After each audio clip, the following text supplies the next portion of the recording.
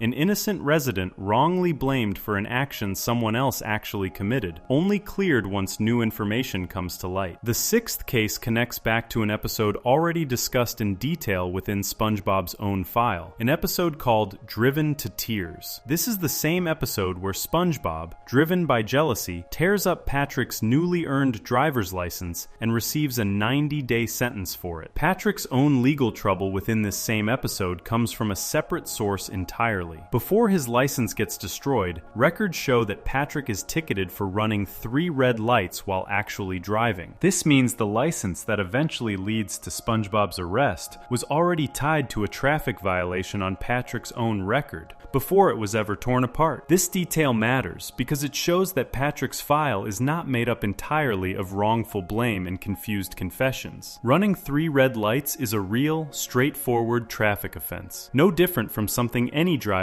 in any town might be ticketed for after breaking clear traffic rules. Unlike the peanut incident or the balloon confession, this case involves Patrick actually doing something that reasonably earns him a ticket, even if the punishment itself remains fairly minor compared to what happens to SpongeBob later in that same episode. The seventh case comes from an episode called Patrick the Mailman, an episode already discussed briefly within SpongeBob's own file. In this episode, Patrick and SpongeBob take on the responsibility of delivering mail along a regular route, standing in for the mail carrier who usually handles it. At some point during this job, the two of them end up taking the mail carrier's actual truck without getting proper permission first. This results in both of them being delivered straight to jail, arrested together for taking a vehicle that never belonged to either of them. This case reinforces something already noticed several times throughout this investigation. Patrick's legal troubles rarely happen when he is alone. Nearly every major case in his file connects directly back to SpongeBob standing right beside him. The same way Doing Time, Life of Crime, and now Patrick the Mailman all show the two of them ending up in trouble as a pair rather than as separate individuals acting on their own. The 8th case comes from an episode called The Executive Treatment. In this episode, Patrick ends up sent to prison after being mistaken for an executive, seemingly connected to some kind of case of mistaken identity tied to his appearance or behavior at the time. Unlike the balloon confession or the strangler confession, where Patrick actively chose to turn himself in